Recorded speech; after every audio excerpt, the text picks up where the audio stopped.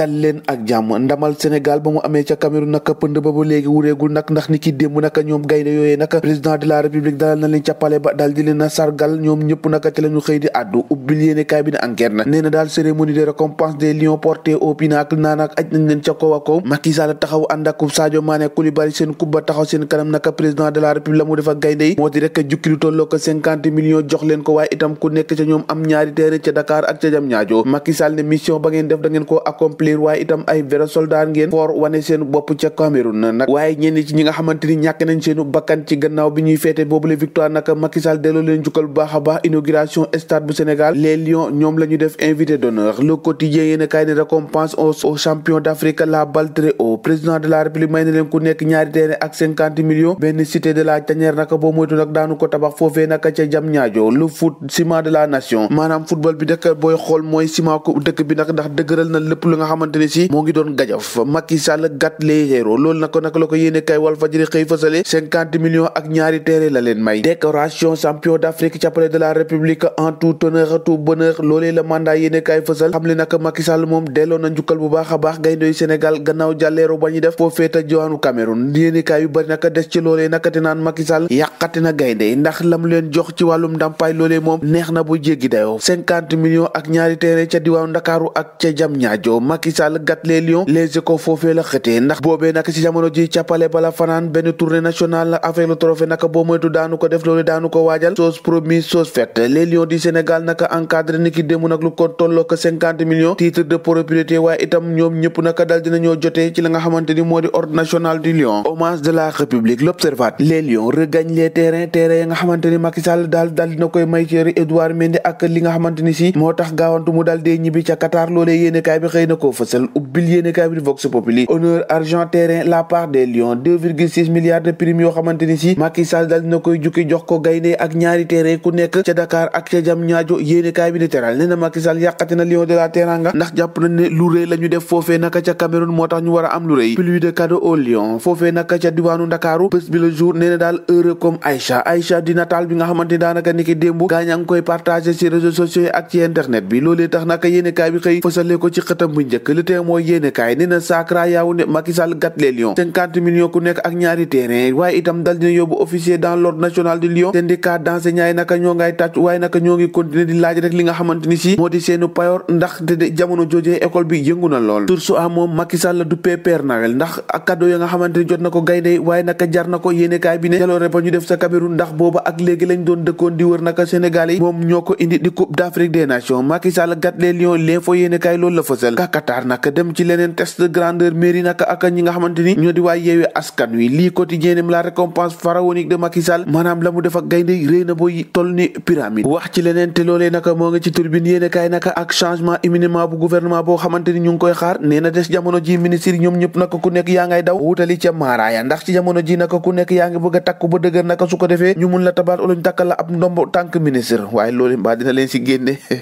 tàggat yaram ba tey ak suñu lamb bi la yoon naka lamb fukki at carrière yoo xamante ni amul benn défaite fukki victoire ak ñett moom rëg-rëg furduram boobee ndax kii di guy gi naka daanu ko mën a taxawal wala moom daana mën a furduwaay googule guy gi lu mu ci doon li naka seen combat googee nag daanu ko amal ca arène nationale guy gi rëg-rëg combat jànq la moo ngi noonu ñoo ko déggandoo jàngeen jëf ba ëllëg